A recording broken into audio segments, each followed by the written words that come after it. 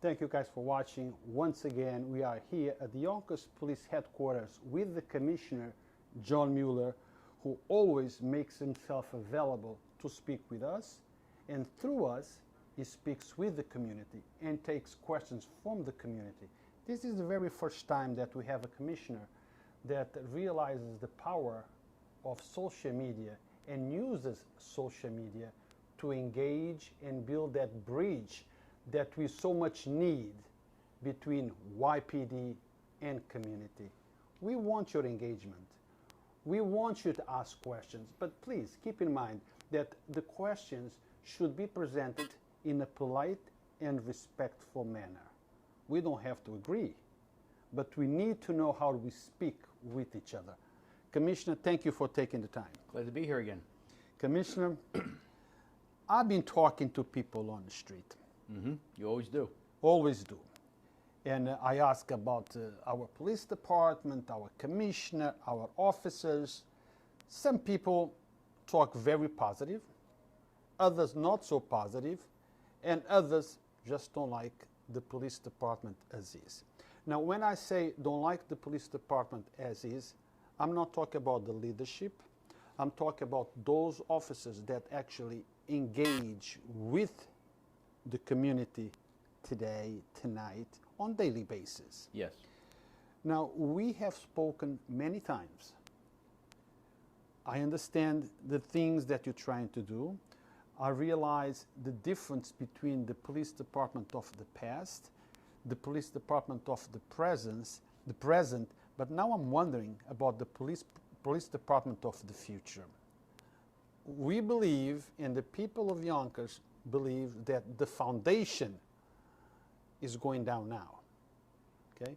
The beautiful house depends on its foundation. Absolutely. That's where everything stands. What is the foundation? What are you trying to do that can tell the community, look, the police department of tomorrow is going to be much better than the police department of today, and definitely better than the one of 20, 30 years ago? Well, I think that's really the number one goal of any police commissioner or police chief and any police officer or command staff, that you always want to be better every chance you can. You want to try to excel. You want to kind of move that needle. There's always going to be bumps in the road. There's always going to be different issues you have to deal with. But it's really, for us, it's all about what I say, micro time versus macro time. So micro time could be something that happens very negatively today or very positive today, but it doesn't necessarily impact a 3 or 4 year timeline. Macro time is much more important than micro time. Where were you 5 years ago? Where were you 1 year ago? Where were you 6 months ago? Where were you last week? So as long as we're moving the needle in the right direction, and we believe we are, and we're using things like procedural justice, obviously after George Floyd last summer and that murder, that we all, there was a day of reckoning for how we're policing. Like I have said to you in the past, I really believe that what people need to know is there's 18,000 police departments in the United States and over 800,000 police officers. So there's obviously a sliding scale of aptitude, commitment, community outreach, kindness, all these things, not only within individual officers, but also within police departments. I think prior, we were already in a very good place in the Yonkers Police Department. I think that was reflective in some of the protests that occurred. I'm always proud to say we had one protest that lasted 8 hours. We had 1,000 people participate, and we had not one injury, not one piece of property damaged, and not one arrest. And that doesn't happen unless you have symmetry with your community. Cops did a great job. The community did a great job, our community. And what I found in that time is that you really want to keep on pushing and putting those deposits in your community bank account, where you're creating an environment where when these bad things happen, you're helping yourself for future incidents because you already have built a relationship. Now, Commissioner, as you know, this is live and people are asking questions. I have a series of questions, but at the same time, our audience is engaging. And you can tell them Yes. that I don't get the questions in advance. Well, you heard it from the Commissioner, and you heard it from me, and you have heard it many times in the past. The Commissioner have never asked for the questions to be emailed to him in order to prepare those answers for the interview. This is dynamic, this is organic, this is a fluent conversation. The questions come in, we ask the questions. It's up to the Commissioner to answer, which he always does, but like with everything else, often, or sometimes, correction, we don't have all the answers. But we ask, he will check on it, and will give us the answer later on. But 99.9% the Commissioner has the answers. We try. Commissioner Maddie DeMarie Chetan Walker. Maddie, I hope I'm saying your name right. You know, Maddie's great. Maddie's great. It says, hi, Commissioner Mueller. Why do you think the crime rate is rising so rapidly in Yonkers, and what are your plans to combat the rising crime? So, Maddie, what's good news is I think that sometimes the highly publicized incidents that we're seeing, as we had earlier a few weeks ago with 4 people being shot on Elm Street, and the gang assault that occurred at 171 North Broadway, these are very high-profile incidents. So there is a perception of rising crime.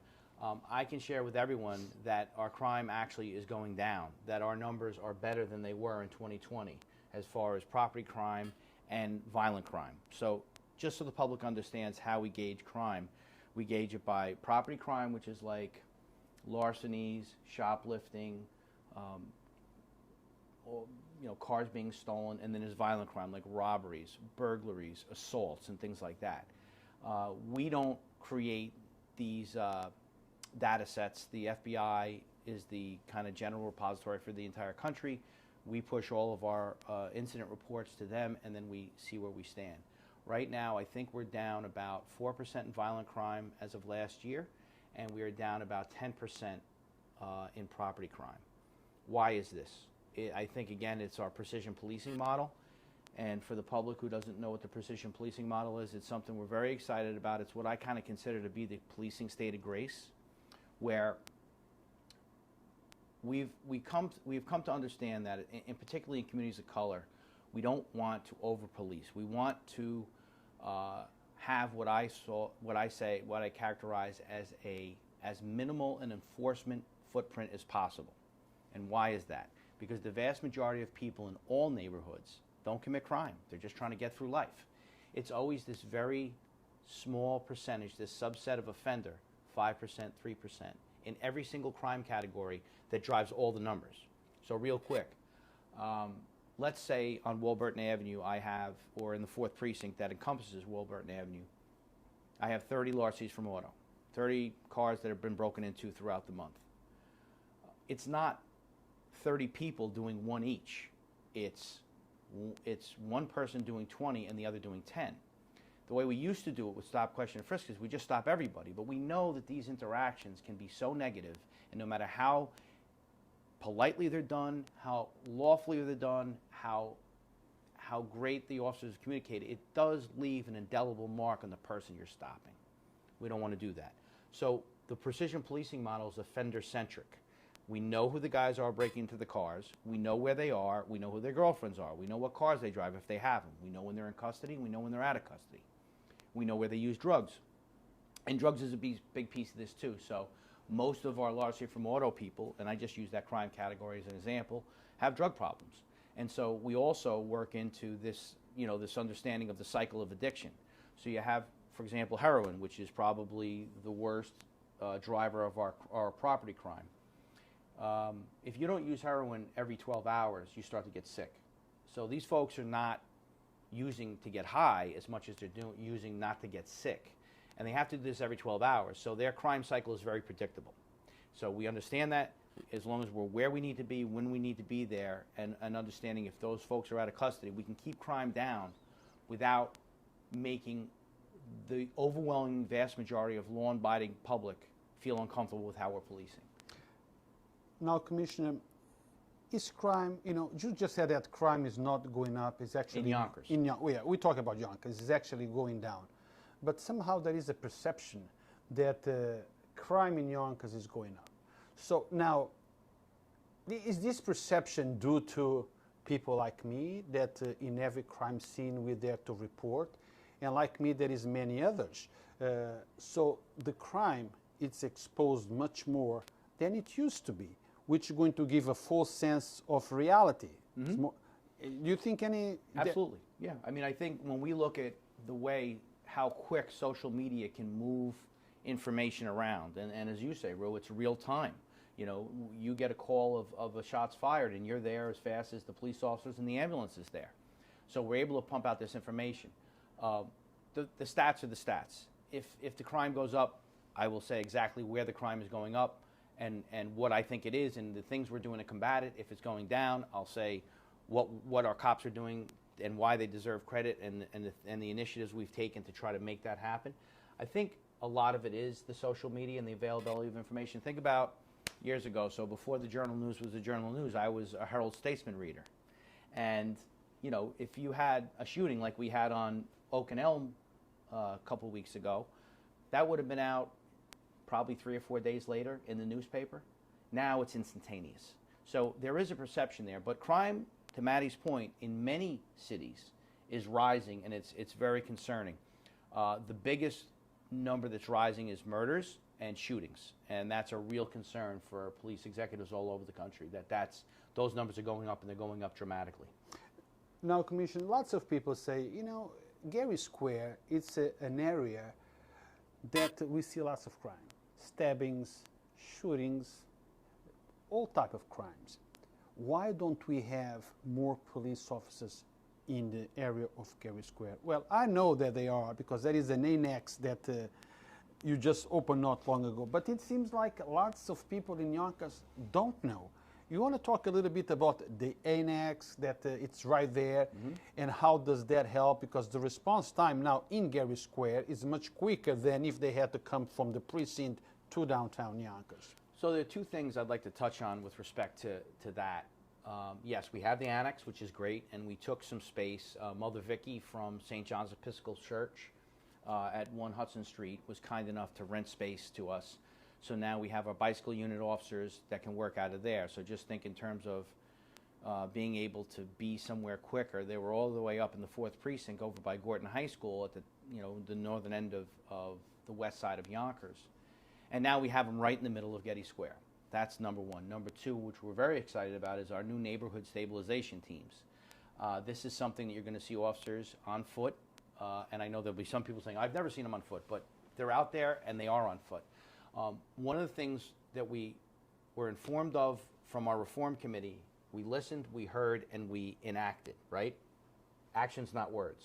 That's right. So a lot of our reform people, and a lot of people I talk to on a general basis, would love to see more officers on foot. This is a very expensive thing because you have to take into consideration our calls for service, and a person on foot can't get somewhere as quick when there's a 911 call as someone in a car. Having said that, we found a way, and I give all the credit to Mayor Spano because nothing happens in the police department that's good without Mayor Spano's blessing, endorsement, encouragement, and he signs off on it. So we pitched to him the concept of a neighborhood stabilization team. So now, going forward, all new officers who just get on the job are going to walk for about 6 months. We move them around. So they've been on the waterfront, they've been in the square, they've been at Oak and Elm, they've been at Ridge Hill, they've been at Glenwood and Warburton, they have been all over the city. Lawrence Street, Riverdale Avenue, we're moving them around. Sometimes we move them around on a daily basis. There's about 8 of those officers. So what does this do? Number one, again, we want to have that minimal law enforcement footprint. So most of their work is to engage with the community. That's what we want. So what does this do? It gives our communities that aren't used to seeing an officer on foot a familiarity where, and I would love to see the people that are listening, please, when you see one, approach them, engage them, talk to them. They will talk to you. They will engage you. That's really what their primary responsibility is. And we think, here's the big thing, is we think by giving the officers their very first taste of policing, by walking around and talking to people, they're going to be better suited to interact with the community when they finally do get into a car and another group of new people come in and they start walking foot posts. So there's a real big value on both sides, community and the police department.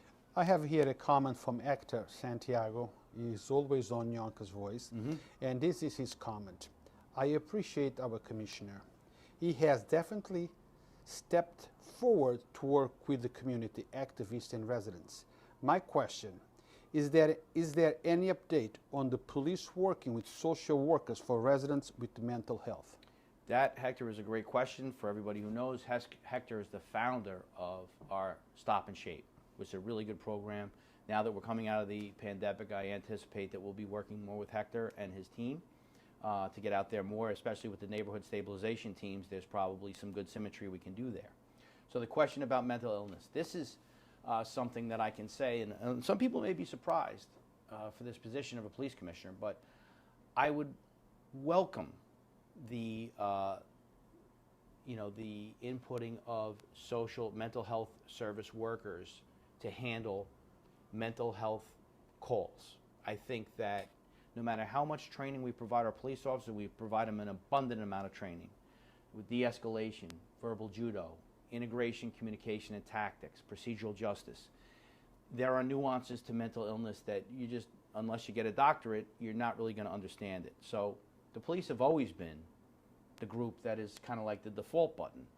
Call the cops. Why? Because we're there 24/7. So Hector, the answer is yes, I would love to see it. This is a responsibility of the county. If you look up different governmental responses, a local jurisdiction like Yonkers has responsibilities to its constituency. County government has responsibilities to its county residents, and state government has accountability to its state residents. So we need the county to take the lead on this. They're the ones charged in New York State, county, Westchester County, to roll out programs, provide funding and resources for people that are mentally ill and homelessness. So we would love to see this. It is a challenging thing. I have to ask right off the bat is, how many people do we need to do this work? Do they have to work in teams? Do they work 24 hours a day? Obviously, you have to have days off. Obviously, people have vacation. How many would you need? How many crises might we have in Yonkers at one given time? Or let's just say in a larger portion in Westchester County in a larger time. If there's 7 or 8 people in crisis all at one time, are we going to have 7 or 8 teams there around the clock? Or is there going to be a delay with response because they're all backed up and there's other people we can't get to, and then how do the police fit into that? This is something that I would love to see. I hope the resources are provided for it. It would certainly make our job a lot easier in the police department, and we can focus on the things that we're trained to do, and I would welcome it. I haven't seen anything yet. I'm hoping that these were some of the recommendations that were made at the Westchester County Police Reform Committee, so I'm hoping that at some point there'll be some actionable items that they involve themselves with respect to a mental health outreach team. Now, Commissioner, I know that the relationship between officers and community is very important to you because, after all, police is here to serve the community. Certainly, they are our clients. Exactly. And I hear your words, and I hear your speeches when there is events at the library, police promotions and all that. And you often say, treat your customer the same way that you would like your father, your mother, your brother or sister to be treated. Those are beautiful words. But the fact is, officers do not treat their customers in many neighbors the way that you tell them that they should treat. And that creates a bad taste in the community. Now, are your officers listening to the things that you are saying? I think they are. I think that we're moving in that direction. I think that's why we're doing things like procedural justice. I think a lot of people have heard different terms of policing in terms of the warrior mentality versus the protector mentality. And what we're looking to do is to protect. Are there instances where officers are short with people or rude? Are there times that officers don't take the time and the interest and do what our clients and our public need done? Absolutely. We are doing our best to continue to do training, to explain the importance of it, and I think we're getting better. I think, again, when we talk about micro time versus macro time, I would ask you, you've been here a long time. How many years have you been here? Been doing this for 15 years. 15 years. Do you think that the Yonkers Police Department is less rude, now than it was 15 years ago? Well, I can tell you this. I remember in the beginning when I started doing this, the connection or the engagement between I and the police departments on the street was not that good. Okay. I can also tell you that because of what I do, my perception of the police department has changed. And I try to use my tool, my platform, to expand that and communicate that to the community. I can tell you that in the last few months, things have changed for the better in regards to relationship between your officers on the street and myself. Much more respectful. They talk to me in a much nicer way, and that gets better results. So maybe that technique should be used with the community. Well, one of the things that we should always recognize too is that one of the number one request of after the George Floyd murder was from the community was body cams. And thanks to the mayor, thanks to the city council finding funding for it, we probably did it. It was just a miraculous turnaround. I mean, this was a $1.3 million project. It normally takes a really long time. We rolled out, we heard what the community said, and this is an example of where we can do a better job of gauging how the public is interacting with the community, how the community is interacting with the police officers and vice versa. Now we have body cam footage. Now we can see. Now, does it tell the whole picture? It does not. But it can be used for training purposes. It can be used if there's a complaint of rudeness or discourtesy, where now we have the video available and we can look at it. So what you're going to see, and they've seen this in other places that have had a longer timeline with body cams, is that normally there's a wide number of unsubstantiated complaints, which essentially says, Ben said one thing, John said another, we really can't prove it in either way. That's unsubstantiated. Substantiated is, yeah, it happened. Unfounded is, it didn't happen. What you're seeing in other places, and I anticipate it'll happen here, is these unsubstantiated complaints, now that we have body cam footage, are really going to be reduced. You're going to see more substantiated complaints where we can say, yes, we have the video. That did happen, and we will take action and discipline and training and all those different things. Or no, definitively, it did not happen. The officer did not do this. Here's the footage.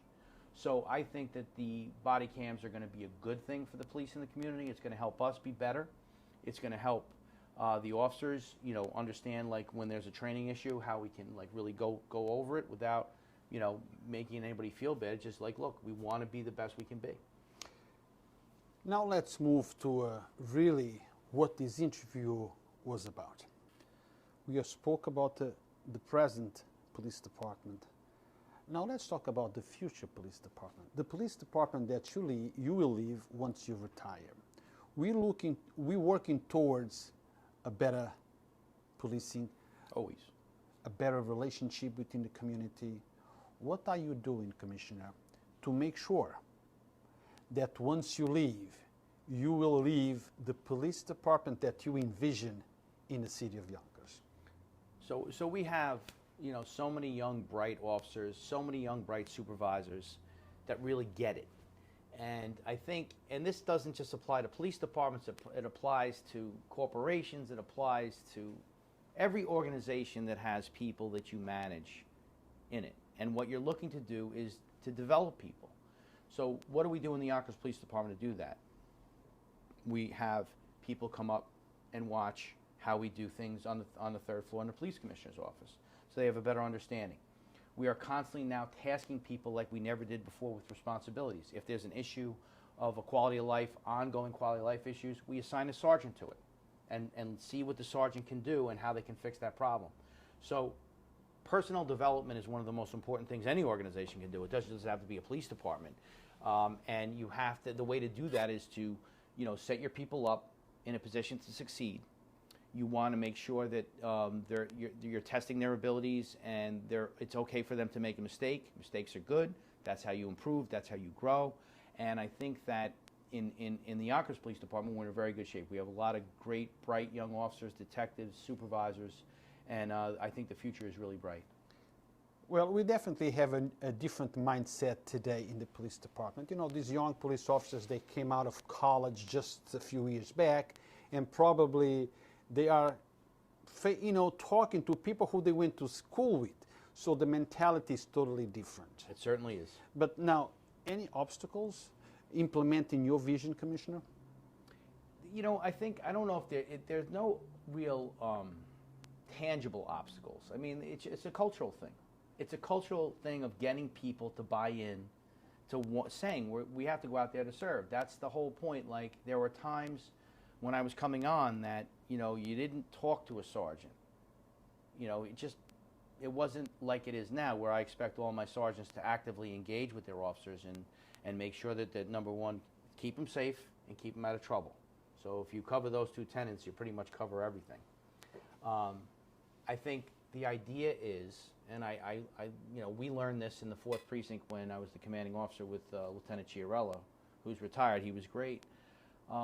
Is if we can create an environment in the precinct where our officers are cared for, respected, heard, valued, appreciated, held accountable, very important, and they understand what the rules are, they're going to go out and do unto the public the same way. I want them to be in a readiness to serve. If we have commands like the 1st, 2nd, 3rd, 4th Precinct that it's a stifling environment, the officers don't feel like the command staff is taking care of them, there's probably a good chance that they're going to go and do unto others as has been done to them. So the best thing any commanding officer can do when we send our officers out on patrol is to make sure that their experience in the precinct, at roll call, and in the building is one of support and appreciation. So, and then they're going to go out and what are they going to do? They're going to do the same thing to the public. That's what we want. Now, Commissioner, I have here a statement from somebody by name Chris Schildwet. I want to address it. I know that what he's saying is not correct, but we're going to take this, this opportunity to give people the right information. Sure. Okay. He says, why are people getting jobs?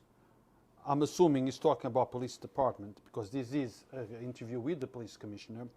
Why are people getting jobs who are not from Yonkers? People that are from White Plains, Tarrytown, etc. All over someone else who was born and raised in Yonkers.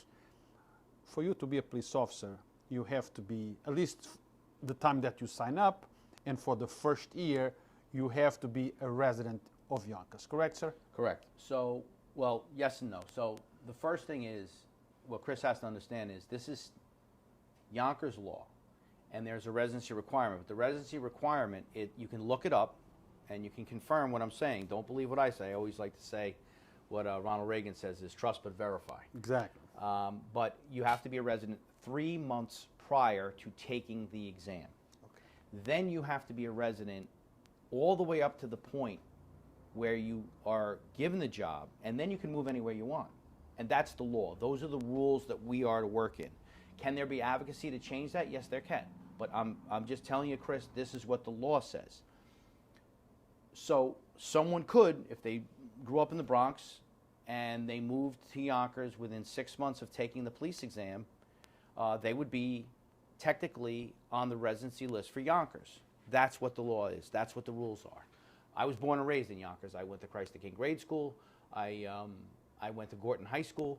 But these are the rules. 3 months prior to taking the exam, the entire time, uninterrupted, all the way up to the point where you're appointed the job, and then you can move anywhere you want. Those are the rules.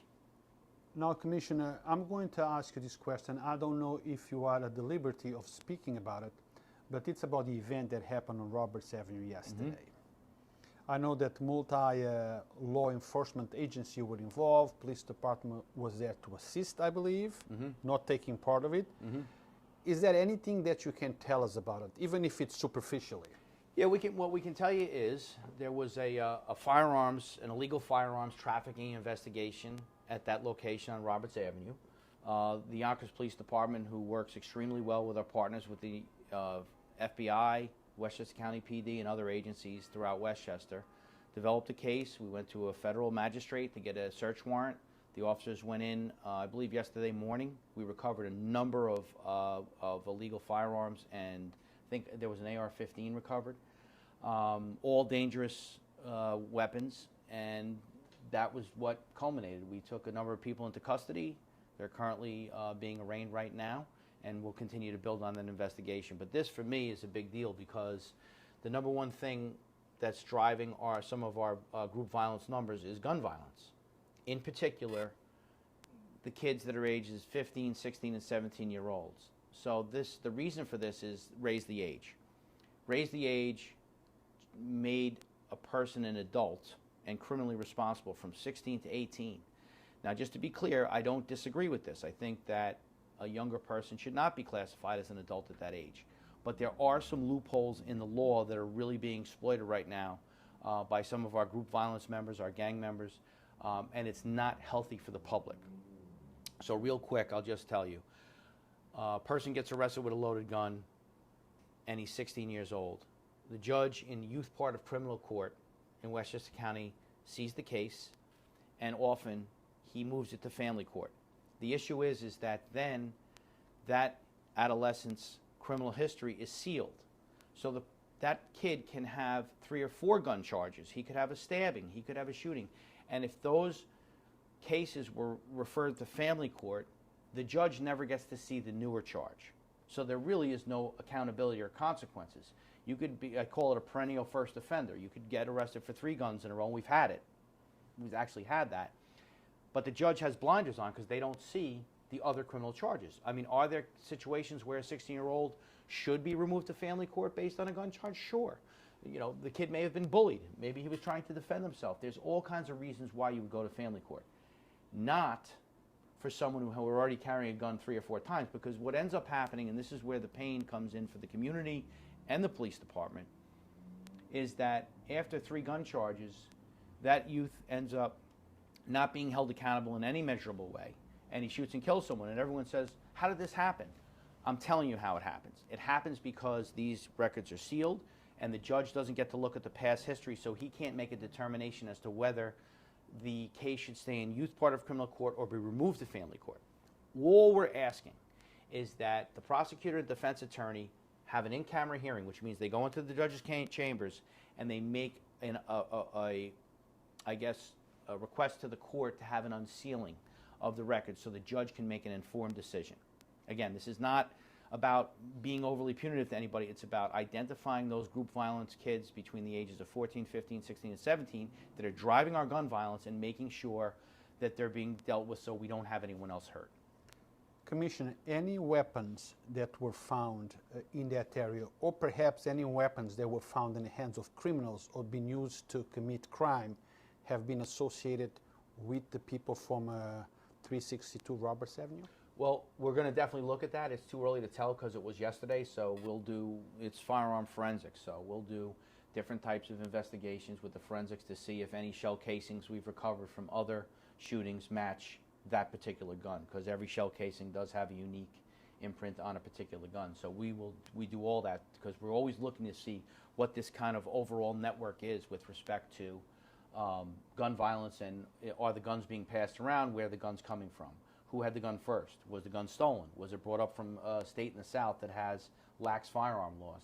We're looking to do that. It's not just because we're probably up, I want to say 60% or 65% in gun seizure, illegal gun seizures in the last 3 years, and our shootings are going up. So that tells me that there's another problem, and it's on the other end, that more guns are coming in. So the more firearms interdiction we do, like we did in Roberts, and even more importantly from other states, we want to stop the guns from coming in. We want to get the guns that are out there committing community harm, and then we're in a better place. So the influx of guns into our city needs to be stopped. Yes. Now, spoken to a few people since yesterday, say yes, a lot of crime on South Broadway, on South Yonkers, but seems like those arms go to the North Yonkers and then are dispensed or sold to kids all over Yonkers. What do you say to that? It depends. I don't know if we have any factual information about that. What we're seeing is that the group violence members that are committing crimes against each other, again, let's remember that the kids that are the most likely to commit group violence are also the kids that are the most likely to be the victim of severe violence. And that's a concern we have. And it goes back to our whole precision policing model. We don't have, 500 shooters in Yonkers. And people need to understand that very few kids or very few human beings are capable of taking a gun out and shooting another person. That's why the precision policing model is so important, to identify the people that will do it and make sure that we're all safer and better because we've stopped it. Anything that you want to tell the Yonkers community in regards to crime, helping solve crimes, being involved? Anything that you'd like to say, Commissioner? First of all, I just want to make sure that everybody understands that we are in the process of recruiting for the Yonkers Police exam and the job. We have our campaign slogan is "Be the Change." I know that some people will be sarcastic about this, but we really do want members of our community to join the Yonkers Police Department, be reflective of the community, and help us go out and serve the community. Can't do that unless folks take the exam. The application period is open right now.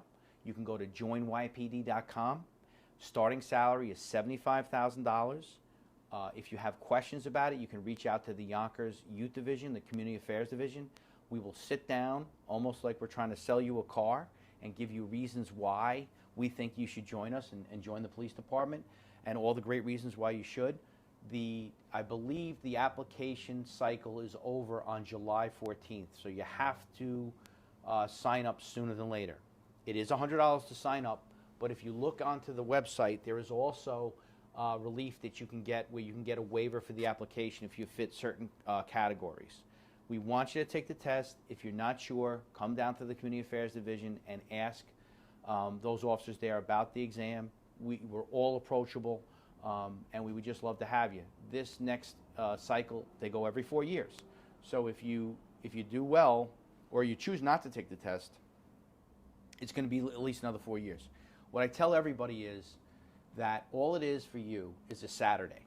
Now, if you study, it's even better, because this test is so highly the Yonkers Police Department, due to the generosity and the mayor and the council, the work of our associations like the Yonkers PBA and the Yonkers CLSA, it is the best job in Westchester County, the best police job.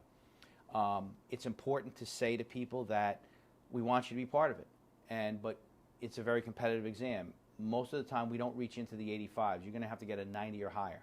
Everyone can do it as long as you put the time in. Some people, it takes more time. Other people, it takes less time. It took me a long time when I was in that position, because we all start in the same spot. But I would just encourage you to put the time in. It's a great job. Join YPD.com. And the other thing is, I just want to thank our Yonkers community, because you're the best there is. And we love you. We want to take care of you, and we appreciate the outreach that you have with our officers. I hope the officers are reaching out to you. And just please go up and say hello, because they're all approachable. Now, Commissioner, we have to come to an end. We could stay here talking for another 2 hours. I can. Yeah. So can you. But I have to ask one of the last questions. Comes from Actor Santiago again. He asks, does the PBA president fully support all of the Yonkers commissioners, police commissioners' ideas? No. I'm sure he doesn't. The PBA president is one of the most active, as far as philanthropy and community outreach that there is. But, the nature of a police commissioner, police PBA president, we're going to disagree. We agree on a lot of things. I have the utmost respect for President Olson. He is, full transparency, he's a great friend of mine, and he's a really good union president, and he cares about his officers, and he does care about the community. But there's going to be times, like anything, that he has a constituency to represent, and the constituency he represents is his officers. I have a constituency to represent. It is the mayor and the community in the city of Yonkers. Most of the time, anything that comes up, we're in agreement. So yeah, most of it we're aligned on. The things we aren't, we learn how to handle it, and we move on to the next category. Can you tell one of those things that you feel it's important that you and the PBA president are not able to line up? I can't think of anything off the top of my head, honestly. I think as far as community outreach, sometimes budgetary things is priorities and things like that. For the most part, we agree on a lot. And the things we don't, listen, there's a process for everything. There's arbitration. There is grievances. There are things that, like every person who works in anywhere, has the ability to use. And, sometimes we don't agree on discipline. Sometimes we don't agree on, you know, the amount of discipline and things like that, and that's okay, because that's, you know, he's doing what he needs to do for his constituency, and I'm doing what I have to do. You know, the key is, and I'm learning more and more as I've been, you know, police commissioner a little longer now, almost 2 years, is that you have to really work hard to not let one issue that you don't agree on bleed into the next issue. You have to kind of compartmentalize them, and then you move on to the next one. Commissioner, Chris Shiwet asks about resources to help the community be prepared for the police exam. And I know there is something going on. So that's a great question, Chris. We jumped out of the box and we reached out to all of our clergy partners, our great clergy, our community activists, and we asked them to provide us with names of people from the community to take the exam. From that came Be the Change, which was a 16-week, 36-hour tutorial for the entrance examination for police. Still, there will be free tutorials coming up. We'll make sure that we get it out on social media about where you can go and actually have tutorials and practice exams and things like that through Police Tutorial Services. I got to give them a plug. They've been a great partner, PTS. They have all the materials that you need to take the exam. You need to be spot on about it. Like I said, if you don't get a 90 or higher, you're not probably going to get called. So you need to have a good day that day. And all it is repetition and continued study. If it takes you 2 hours, it's 2 hours. If it takes you 20 hours, it takes you 20 hours. If you have perseverance and you have stick-to-itiveness, you're going to get a good grade. It's all about, at the end of the day, we're going to provide these things, and we have, but it's up to you, and it's up to the people taking the test about how much do they want this. If they want it bad, they're going to get it. Now, Commissioner, all we need is the people to come and sign up. I think that the city, the police department is doing the best they can to recruit. Mm-hmm. But we need those people to sign up. I know that you are big in data. Have you looked at the data to see how many people have signed up? I think, and this is a couple of weeks ago, I think we had around 1,000 people sign up. Last in 2017, it was 4,000 people, so we are down. But I do know that because people are by nature many procrastinators, knowing that the last filing you can for the application is July of 14, that it's likely that a lot of people are waiting to the last minute. I would ask you and implore you not to wait to the last minute. I think that the sooner you do it, the better. Get the study materials. Start working on it now. Put yourself in the best position. These tests are not overly hard. There's 7 sections to it, and conceptually they never change. So as long as you understand the fundamentals and the concepts of each section, you're going to do well. Now, out of the 7 sections, you might immediately, just the way your particular brain works, you might have 4 sections that you just knock out of the park. You don't worry about those. The other 3 that you struggle with, that's where you put your time into. No better time than the present. Join YPD.com is where you go, and please take a look at it. And if you're on the fence, it's an application fee and a Saturday. You can always tell us no. But if you're not sure about it, you can also go down to Community Affairs and talk with them. Give it a shot. I know a few people out there who I've been trying to, not to convince them, but to motivate them to sign up. And they are ready to go. But they say, I have time. I'm going to wait a few more days. Big mistake. Do it now. Do it now. Don't make the mistake. Do it now. Go there, sign up. Take 10 minutes, 15 minutes, whatever. Go there and sign up. I guarantee you, it will change your life for the best. And study. You have to study. You can't just sign up. You're going to have to study. This is a competitive exam. You know, when you talk about 4,000 people taking an exam and we only take hundreds, you're going to have to score at the absolute top tier. And everyone can. Like I said, some people take more time. It took me a lot of time. Some people are just naturals at it. It'll take less time. You've got to get above a 90, and you all can do that. Now, Commissioner, Yonkers is changing and making it more attractive for people to sign up. What about at New York State level? Are things changing at the New York State level to bring minorities to sign up to police departments? Yeah. I think one of the most fundamental changes that we saw, and it's going to be, this is going to be the first exam for this. It's a great question that Ben has. About 3 or 4 years ago, and I can't tell you exactly the time frame, the New York State Civil Service Examination Board brought in police officers of color, Hispanic, African American, police officers of color, and they had them take a battery of tests. They designed the test to make sure that it's as equitable and fair as possible with those officers in mind. So this is a new format of an exam. Again, all of it is doable. We can do everything we can. We can provide study materials. We can encourage you to take it. At the end of the day, it's on you. And that's the same thing I say to my kids. You know, I can try to give you and put you in a position to succeed. At the end of the day, it's going to be on you. If you want it bad enough, you will get it. It's all a question about how bad you want it. If 6 hours wasn't enough a day, you got to do 7. If 7 wasn't enough, you got to do 8. And then you have no one to blame but yourself. And on that note, we conclude our interview. And guys, you have the power to fix tons of things that you complain about.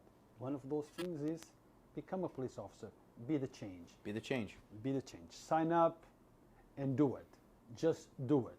Actions, not words. Commissioner, thank you very much for always making yourself available for this. I appreciate you. The community appreciates you. And again, this is the first time that the community has an opportunity to speak directly to the Commissioner. It's always a pleasure. And hopefully we can continue to do this going forward, sir. 100% we will. Thank you, sir. Thank you, man.